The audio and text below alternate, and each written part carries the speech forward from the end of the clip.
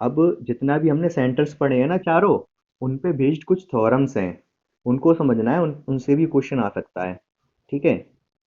तो अभी आपको सरकम सेंटर की थ्योरम तो पता है क्या होता है। अगर मैं एक ट्रायंगल अगर एक ट्रायंगल दे दूं आपको, इवन पहले सर्किल ही दे दूं, और यहाँ पर एक ट्रायंगल दे दिया जाए, तो इस ट्रायंगल का क्या है, ये सरकम सर्किल है। और अगर यहाँ पर इसको ज्वाइन कर दूं मैं सेंटर, सेंटर ओ से, ओ क्या है यहाँ पर, सरकम सेंटर। तो अगर ये वाला एंगल आपको पता है कितना, ये वाला एंगल दे रखा है सपोज आपको 60 डिग्री, तो आप ये वाला एंगल बता सकते हो कितना होगा, कितना हो जाएगा ये, कितना होगा ये, 120। ये तो पता है ना आपको, 2 टाइम्स हो जाता है ये। ठीक है। अच्छा, और बाकी की थ्योरम्स भी बताएं आपको, इस पे क्या होती हैं सर्किल की, अब डिस्कस कर रहे हैं तो कर ही लेते हैं। जैसे कि अगर यहाँ से कोई सेगमेंट से ये एंगल बन रहा है 30, मान लो ये एंगल 30 है, तो ये वाला एंगल कितना होगा, कितना हो जाएगा ये भी 30, ये भी 30 रहेगा, सेम सेगमेंट से एंगल बन रहा है क्योंकि ये। ठीक है। अगर आपको दे दिया जाता है ये एक ट्रायंगल है, और ये इसका सेंटर है,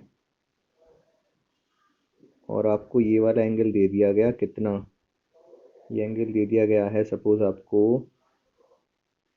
160,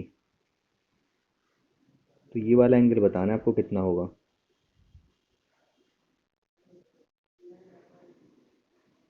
20, कैसे नहीं,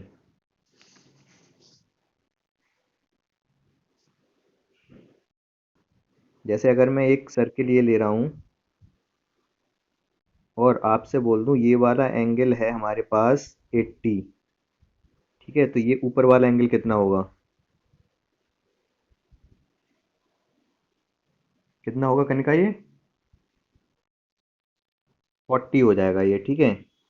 तो अभी आपने देखो किया क्या यहाँ पर, ये जो एंगल था कौन सा वाला, अ, ये जो नीचे वाला एंगल था, ये नीचे वाला एंगल था ना, अरे क्या हो गया, सेकंड, ये वाला ये 80 था, तो ये जो एंगल है इस साइड के अपोजिट में है ये वाला एंगल। ठीक है। इसी इसी तरीके से ये अगर एंगल आपको 160 के बने, तो जो सरकमफ्रेंस पे इधर अपोजिट साइड में जो एंगल बनेगा, ये होगा कितना, 80। ठीक है। ये बात समझ आ गई अच्छे से। और अगर ये 80 है, तो आप बता सकते हो कि ये वाला एंगल कितना होगा, फिर ये वाला ऊपर वाला कितना होगा, बताओ ये वाला कितना होगा। अरे ये गायब ही हो गया पूरा। अब कौन सा वाला, क्या हट ही गया पूरा, एक सेकंड रुको, नहीं एक सेकंड रुको,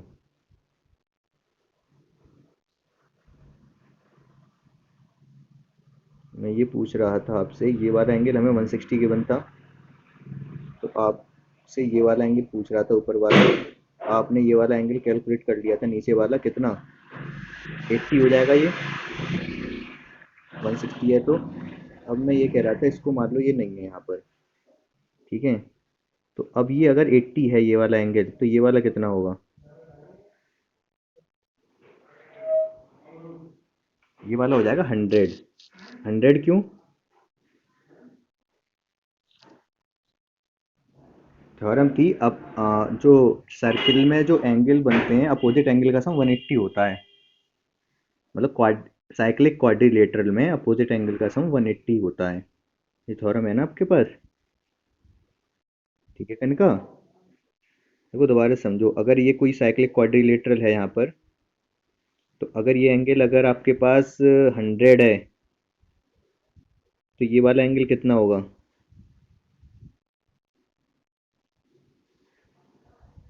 ये वाला एंगल हो जाता है 80। मैं आपको एक सर्किल नहीं दे रहा, मैं आपको एक ट्रायंगल देता हूँ, ठीक है। और ये क्या है, इसका एंगल बाई सेक्टर है, ये भी इसका एंगल बाई सेक्टर है। ए बी सी में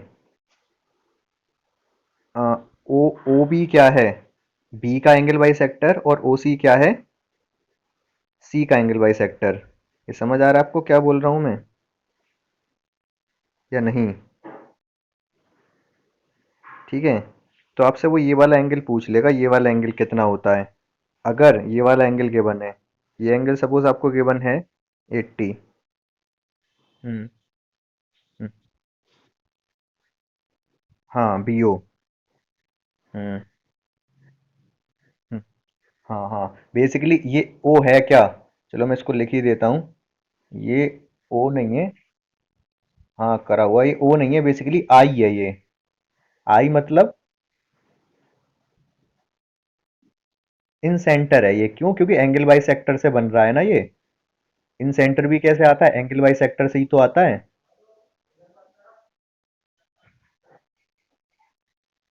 हाँ, सर्किल ट्रायंगल के अंदर आएगा, उससे आपको कोई लेना देना नहीं है सर्किल से फिलहाल। हमें बस एंगल पूछ रहा है, वो बी आई सी एंगल बताओ कितना होगा, एंगल बी आई सी। ठीक है। यहाँ तक बात क्लियर है आप लोगों को कि क्या है ये। तो रहा है वो, ये इन सेंटर दे रखा है, मतलब एंगल बाई सेक्टर है ये। और इसको उसकी तरह कर देते हैं, ये अगर 80 है तो इसको 160 कर देते हैं, जो कि क्वेश्चन हो जाता है गलत फिर। ठीक है। अभी ये कोई सरकम सेंटर सर्किल का सेंटर थोड़े ना है, तो आप 160 कर रहे हो। तो यहाँ पर क्या कंसेप्ट लगता है, यहाँ पर एंगल होता है ये 90 प्लस हाफ ऑफ एंगल ए। जो एंगल बी आई सी है, ये कितना होता है, 90, 90 प्लस हाफ ऑफ एंगल ए। कितना हो जाएगा तो ये, बताओ जल्दी से। बी आई सी कितना हो जाएगा?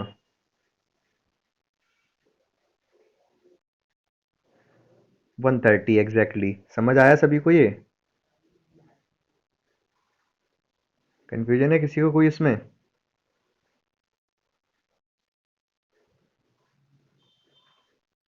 ठीक है।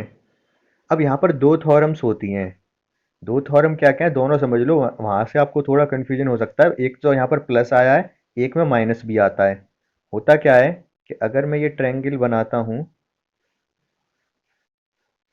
और एक और ट्रायंगल बना लिया यहाँ पर मैंने, अच्छा नहीं बनाइए, दोबारा बनाते हैं।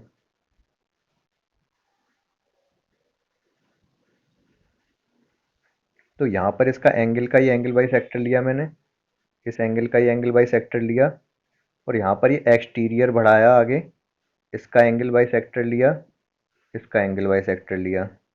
ठीक है। यहाँ पर ये जो एंगल है बी आई सी, और यहाँ पर एंगल है, ये बी है, ये सी है, ये आई है। हाँ, ये दोनों ही लेंथ के हैं, ये बी है, ये आई है, ये सी है। तो यहाँ पर एक तो 90 प्लस हाफ ऑफ एंगल ये होता है, एक जगह 90 माइनस हाफ ऑफ एंगल ये होता है। कहाँ पर प्लस कहाँ पर माइनस होगा, ये कंफ्यूजन रह सकती है आपको। आप इन दोनों फिगर को देख के बताओ मुझे। हाँ बोलो क्या।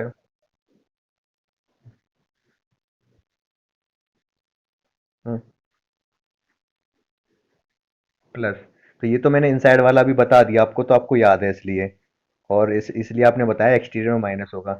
तो अगर एग्जाम में आएगा फिर कैसे करोगे, किस में प्लस किस में माइनस?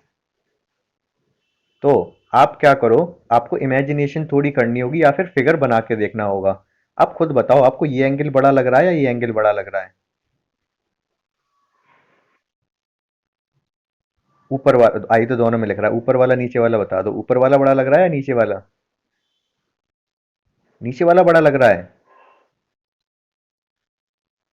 हाँ, ये एंगल बड़ा है, देखो ये आप अभी इस तरीके से देखो इसको, ये एंगल कुछ इस तरीके से है, और ये नीचे वाला एंगल कुछ इस तरीके से है। तो ये ज्यादा बड़ा एंगल है, ये ज्यादा बड़ा एंगल है, ये ऊपर वाला बड़ा है। ठीक है। तो यहाँ पर ऊपर वाले में, ये अगर ऊपर इंटीरियर है तो 90 प्लस हाफ ऑफ एंगल ए, और एक्सटीरियर है तो 90 माइनस हाफ ऑफ एंगल ए। ये बात समझ आ गई अच्छे से? क्लियर है ये कंसेप्ट?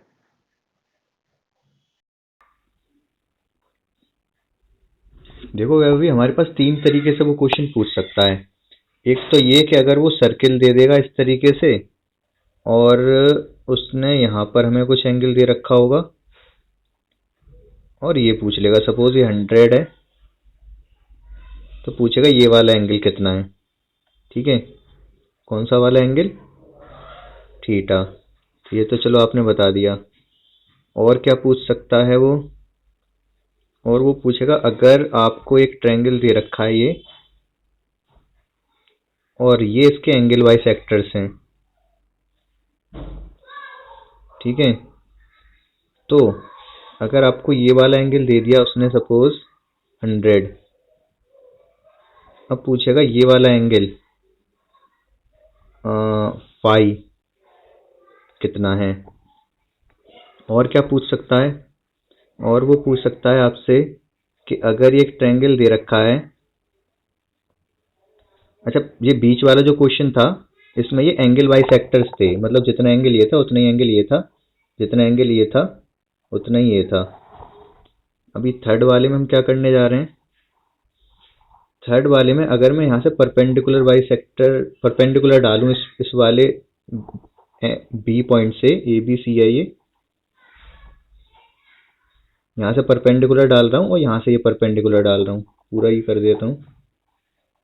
ये परपेंडिकुलर है इस पर। तो ये वाला एंगल अगर आपको दे रखा है सपोज 100, तब ये एंगल ए कितना होगा।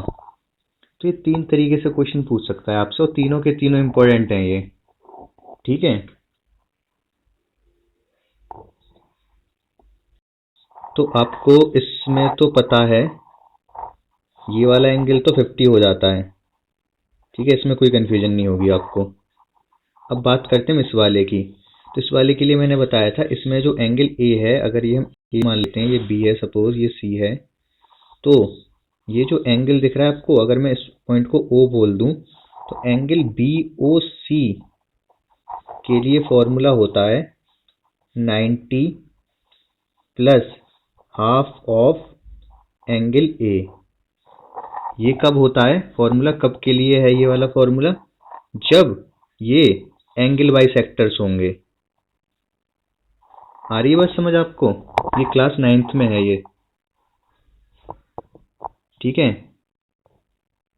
हाँ क्वेश्चन भी है और थ्योरम भी है ये। तो अभी आपको एंगल ए बताना है, एंगल ए कितना होगा जल्दी से।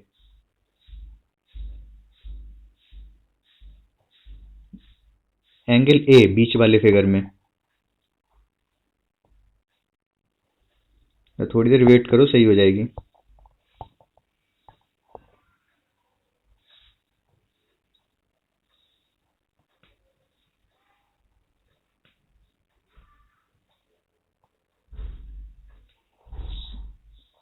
हाँ 20 आ जाएगा ये वाला। एक सेकेंड, ये वाला एंगल कितना आ जाएगा? 20। ठीक है, इस वाले फॉर्मूले में आप पुट कर दोगे, तुमको ये 20 मिल जाएगा। आ रही है बात समझ? क्लियर है ये सभी को?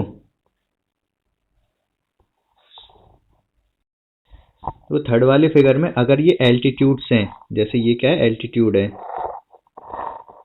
ये हमारा एल्टीट्यूड है इसमें, मतलब 90 डिग्री है इसमें, और ये भी 90 डिग्री इस वाले वर्टेक्स से। तो इसके लिए आपको फॉर्मूला याद रखना पड़ेगा। अभी तो ये पूरा भर गया, मैं इरेज कर दे रहा हूँ।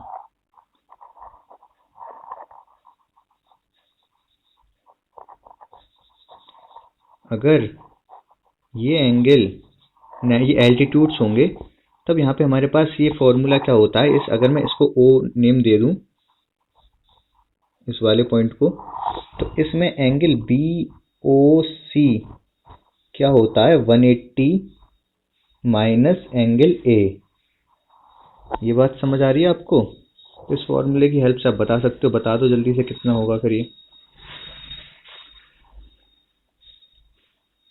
कितना हो जाएगा ये 80 डिग्री हो जाएगा। हाँ पूछो कनिका। चलो ठीक है, तो लेकिन एक और थ्योरम भी है इसमें। अभी हमने जो एंगल बाइसेक्टर लिए थे वो क्या लिए थे, इंटरनल एंगल बाइसेक्टर लिए थे। एक्सटर्नल एंगल बाइसेक्टर भी ले सकता है। अगर ये है, एक सेकेंड, अगर ये दे रखा है आपको और ये एक्सटीरियर एंगल बाइसेक्टर है, ये एक्सटीरियर एंगल बाइसेक्टर है, और ये एंगल आपको दे रखा है सपोज 70। अब आपसे पूछेगा ये वाला एंगल ए बताओ आप कितना है। एंगल बाइसेक्टर का क्या मतलब है, एंगल बाइसेक्टर का मतलब है ये एंगल इसके इक्वल है और ये एंगल इसके इक्वल है। यहाँ से एंगल ए कैलकुलेट करोगे आप तो कितना होगा, ये हाफ ऑफ एंगल ए इधर जाएगा, 70 उधर जाएगा, ये तो ये हो जाएगा half of angle A equals to 90 minus 70, और ये 20 हो गया, हाफ की वजह से ये 2 टाइम्स हो जाएगा, 40।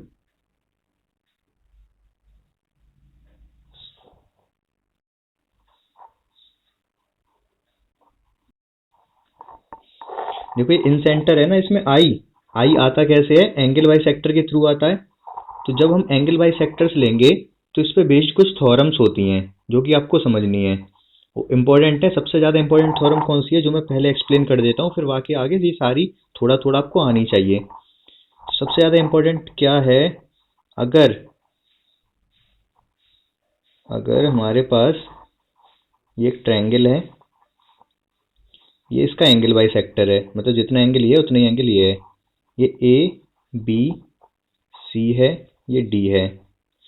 अगर आपको मैं ये वाली साइड देता हूँ 6, ये वाली साइड देता हूँ मैं 8, और ये वाली साइड देता हूँ 7, नीचे वाली साइड 7, तो आप मुझे बता सकते हो बी डी कितना होगा यहाँ पर, ये बी डी बताओ।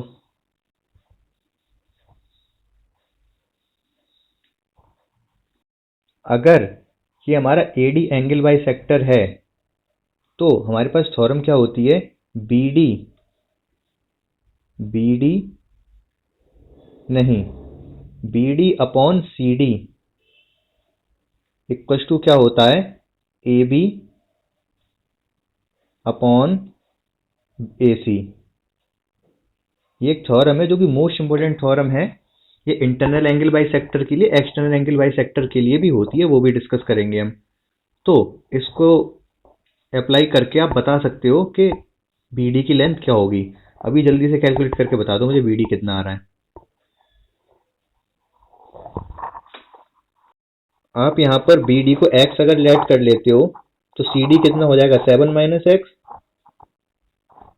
ठीक है। या फिर ऐसे मत करो, आप इसको ऐसे कर लो,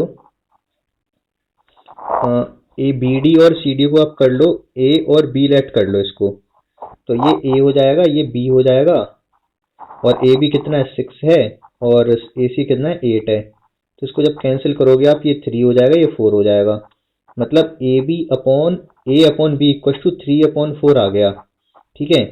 तो अब आप क्या कर सकते हो, रेशियो मेथड से कर सकते हो। कैसे, रेशियो मेथड से कर सकते हो आप, ए इक्वल टू 3x लेट कर लो और B equal to 4x late कर लो। तो 7x इक्वल टू कितना हो गया, 7, क्योंकि पूरी साइड तो 7 है, x इक्वल टू 1 हो गया, तो a कितना हो जाएगा 3, b कितना हो जाएगा 4। समझ आया ये। एक्सटर्नल एंगल बाई सेक्टर, हाँ बोलो।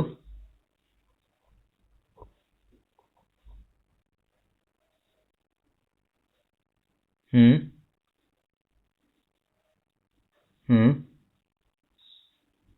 अभी आप वीडियो में देख लेना और ये क्वेश्चन जब बताऊंगा ना तो समझ आ जाएगा। तो यहाँ पर देखो, ये एक triangle A B C triangle है आपके पास। हाँ बोलो। अब ये जो ए ए डी बनाऊंगा अभी मैं, ये क्या एक्सटर्नल एंगल बाई सेक्टर है, तो ये ए डी क्या है, एक्सटर्नल एंगल बाई सेक्टर हो गया। तो आपको बताना क्या है, आपको बताना है, अगर मैं आपको दे देता हूँ, ये साइड दे दी मैंने आपको 3, ये साइड दे दी मैंने आपको 4, और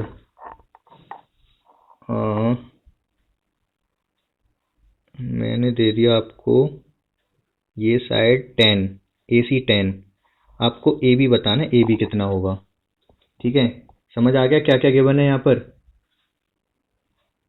BC, सबसे पहले BC गिवन है, BC कितना है 3, उसके बाद CD गिवन है, CD कितना है 4, उसके बाद AC गिवन है, AC कितना है 10, आपको बताना है AB कितना होगा, ये बताना है। चलो मैं कैलकुलेशन थोड़ी आसान कर देता हूँ, यहाँ से कैलकुलेशन थोड़ी सी टफ हो जाएगी, ये मैं इसको 8 कर दे रहा हूँ। यहाँ पर होगा क्या, BD upon CD equal to क्या होता है, AB अपॉन AC। ये बात समझ आई आपको। ये जो साइड ली जाएंगी BD और CD, ये कहाँ से साइड होंगी, D तो इसमें आएगा ही आएगा, D मतलब जो एंगल बाई सेक्टर का फुट है, तो ये तो दोनों में आएगा, यहाँ पर भी यहाँ पर भी। ये बात समझ आ रही है। ऊपर क्या आएगा इस, हाँ ठीक है, तो एक तो साइड क्या हो जाएगी, यहाँ से लेके B से लेके D तक की लेंथ हो जाएगी एक, B से लेके D तक की लेंथ कौन सी हो जाएगी, ये BD अपॉन में CD, CD कितना हो जाएगा आपका, CD यहाँ से यहाँ तक की लेंथ। ठीक है, अब ये BD CD हो गया और इक्वल टू क्या होगा, AB अपॉन AC। तो आप इससे कैलकुलेट कर सकते हो इस क्वेश्चन में। हाँ, CD बताना है, AB 10 है, AC 7, BC 6, आपको बताना है CD कितना होगा।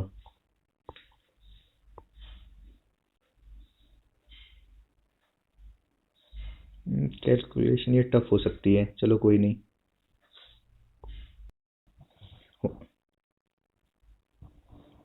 हाँ ठीक है, मैं सॉल्व करके बता देता हूँ। तो AB upon AC, AB upon AC equal to क्या होगा, BD upon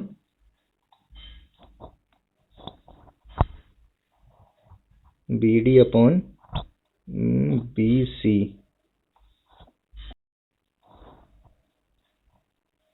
BD upon BC, BD upon CD, मैंने बताया ना D तो दोनों में आएगा। तो AB कितना है 10, AC कितना है 7, और BD कितना है पता नहीं हमको, BD को हम ले लेते हैं, हाँ 6 प्लस x लिख देता हूँ, और CD को मैं x लिख देता हूँ। ठीक है, CD को मैंने x सेलेक्ट कर लिया यहाँ पर। ठीक है ना, अभी क्या करेंगे हम, सॉल्व करना रह गया इसको, बस सॉल्व कर लो इसको। अब ये 10x आएगा, 7 का मल्टीप्लाई 42, और ये 7x, ये 3x 42, कितना आएगा ये 14, 14 किसी ने भी नहीं बताया था ये, अच्छा बताया था आपने। तो क्या पूछेगा यहाँ से आपसे वो, एक तो पूछ सकता है वो ये एंगल वाला कंसेप्ट जो कि अभी बता दिया मैंने, एक क्या पूछ सकता है ये BD अपॉन CD कितना होता है, C अपॉन B होता है, ये साइड मैंने C लेट कर रखी है, B लेट कर रखी है, तो C अपॉन B हो जाता है। ठीक है, ये दोनों कंसेप्ट इंपॉर्टेंट हैं इस वाली थ्योरम में आपके पास। बाकी ये और भी कंसेप्ट्स हैं, इनको मैं एक बार एक्सप्लेन कर देता हूँ, लेकिन आपको बहुत अच्छे से नहीं पढ़ने हैं। इन केस अगर कोई क्वेश्चन आता है आपके में प्रैक्टिस करते टाइम, तो आप चेक कर लोगे कि इस वाले कंसेप्ट से तो नहीं हो रहा है, ये आपके पास नोट्स अवेलेबल रहेंगे ही।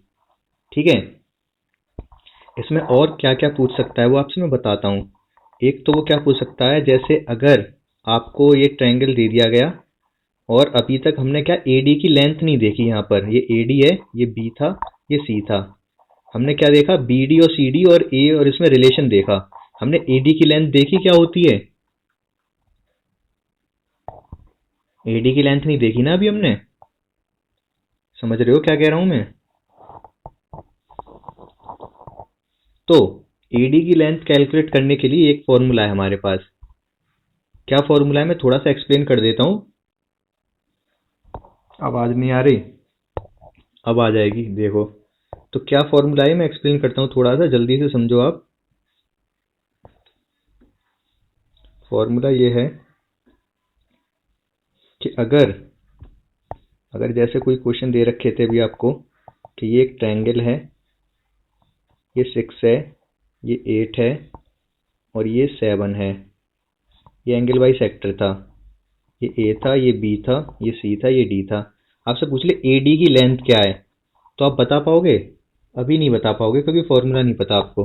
तो ए डी का स्क्वायर क्या होता है? ये 6 और ये 8 का मल्टीप्लिकेशन माइनस ये जो साइड आएगी बी डी और सी डी, इन दोनों का प्रोडक्ट। ये क्या आया था निकल के क्वेश्चन में, आप चेक कर लेना, ये 3 और 4 आए थे। तो 3 4 जा 12। तो इसकी लेंथ कितनी हो जाएगी? ये 48 माइनस 12 कितना हो जाएगा? 36।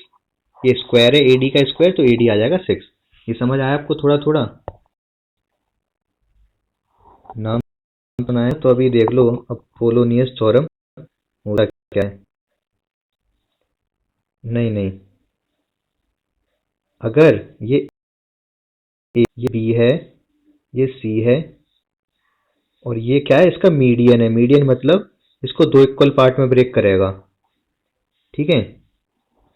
तो यहाँ पर होता क्या है, इस एडी की लेंथ के लिए हमारे पास एक थ्योरम है। ये आपके मिसलिनियस में हैवी ट्रायंगल की जो मिसलिनियस है ना, उसमें है, क्वेश्चन की फॉर्म में। तो होता क्या है यहाँ पर, ए बी का स्क्वायर प्लस ए सी का स्क्वायर इक्वल टू क्या होता है, ट्वाइस ऑफ ए डी का स्क्वायर प्लस किसी को भी ले लो, आइदर बी डी और सी डी, क्योंकि दोनों इक्वल ही हैं, बी डी का स्क्वायर। ये समझ आया आपको अच्छे से? नाइन्थ में नहीं है, आपके 10th में मिसलिनियस में है, ट्रायंगल के मिसलिनियस में। हाँ देखिए ना, इस पे इससे पहले दो थ्योरम और भी हैं, उसको दोनों को कंबाइन करके ये थ्योरम बन जाती है। वो सब छोड़ो कैसे आई कैसे नहीं आई, फिलहाल जो आपका क्वेश्चन आएगा वो सीधे इसी पे बेस्ड आएगा, ठीक है? क्वेश्चन क्या आएगा, क्वेश्चन का आंसर कर दो आप जल्दी से, जो मैं पूछने वाला हूँ। नोट कर रहे थे? दोबारा से लिखूं कि अगर आपको बी डी ए बी दे रखा है 6 और ये दे रखा है 8 और आपको बी सी दे रखी है 10 ले लेते हैं, बी सी दे रखी है 10। आपको ए डी की लेंथ बतानी है कितनी होगी।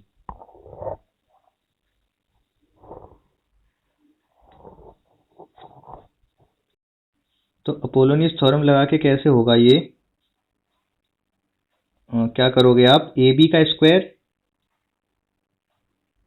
प्लस ए सी का square equal to twice of A D, X ले ले रहा हूँ, X square plus B D का स्क्वायर, ठीक है? तो यहाँ पर ए बी का स्क्वायर कितना है, 6 का स्क्वायर, ए सी का स्क्वायर कितना है, 8 का square, twice of x square, A D मैंने एक्स लेट कर लिया है, और बी डी कितना होगा, 5। बी डी 5 हो जाएगा ना, अगर पूरा बी सी 10 है तो 5 का स्क्वायर। अब ये कितना हो जाएगा, ये शायद हो जाएगा 100। ऐड कर लो आप, ये एक्स स्क्वायर प्लस 5 का स्क्वायर, तो ये 2 से जब डिवाइड होकर कितना हो जाएगा, 50 एक्स स्क्वायर प्लस 5 का स्क्वायर। तो एक्स स्क्वायर कितना आया यहाँ से, हाँ हाँ, एक्स 5 का स्क्वायर मतलब 25। एक्स स्क्वायर कितना आएगा, 25। तो एक्स कितना हो जाएगा, 5। तो अब देखो यहाँ पर क्या है कि अगर ये एक और मीडियन ले लूं, ठीक है, ये भी अगर इसका मीडियन है, तो ये वाला पॉइंट को क्या बोलेंगे हम, ये वाला जो पॉइंट है, दिख रहा है आपको, ये जो इंटरसेक्टिंग पॉइंट है दोनों मीडियन का, सेंट्रोइड जी हो जाएगा ये, ठीक है? हाँ, और क्या बोलेंगे? और आप क्या कह रहे थे वैभवी?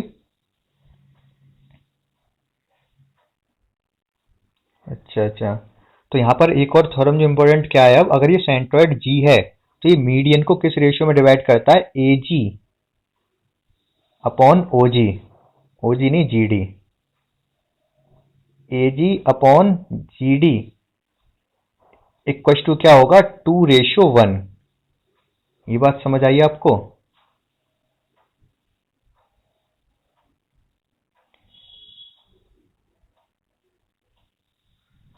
खुचड़ खुचड़ क्या, सब क्लियर है सब, जितना ये बस वैल्यूज हटा दो फिलहाल आप। वैल्यूज का भी हम कुछ नहीं मतलब है हमको।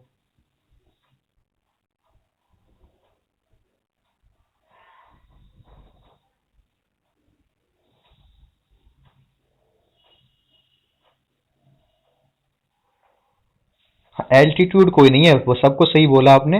बस यहाँ पे एल्टीट्यूड कोई नहीं है, दोनों मीडियंस ही हैं। ठीक है, तो समझ आया? एक और बार एक्सप्लेन करता हूँ, देखो ध्यान से समझो। मैं पहले ट्रायंगल एक्सप्लेन कर देता हूँ। ट्रायंगल ए बी सी है, कोई कंफ्यूजन नहीं है। ए डी क्या है, यहाँ पर एक मीडियन है इसका। मीडियन मतलब जितना साइड ये है उतनी साइड ये है। बी डी भी क्या है, यहाँ पर इसका एक मीडियन है, मतलब जितनी साइड ये होगी उतनी साइड ये होगी, मतलब दो इक्वल पार्ट में डिवाइड करेगा ये ए सी को।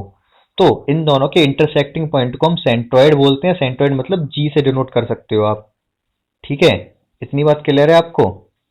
अब ये सेंट्रॉइड क्या करता है, मीडियंस को, कोई भी मीडियन ले लो आप, पहले एडी ले लेते हैं। एडी मीडियन को क्या करेगा, ये एजी अपॉन जीडी जो होगा, ये 2:1 में ब्रेक करेगा इसको। ठीक है, इसी तरीके से बीजी अपॉन जीडी क्या होगा, ये भी क्या होगा, 2:1 ही होगा। अब बात थोड़ी थोड़ी समझ आई है या नहीं? इसी तरीके से अगर मैं इसका तीसरा मीडियन भी ले लूं, तीसरा मीडियन मतलब यहाँ से इसको ड्रॉ करूं और ये कर दूं मैं। अच्छा, यहाँ पे मैंने दोनों जगह डी डी ले लिया, ऐसा थोड़ी नहीं हो सकता है। यहाँ पर आप ई कर लो इसको, ई, और यहाँ पर फिर ये ई हो जाएगा, जी ई, और ये एफ है। तो अब मुझे आप बताओ, यहाँ पर ये वाला पॉइंट जी ही है, एफ जी अपॉन जी सी कितना होगा?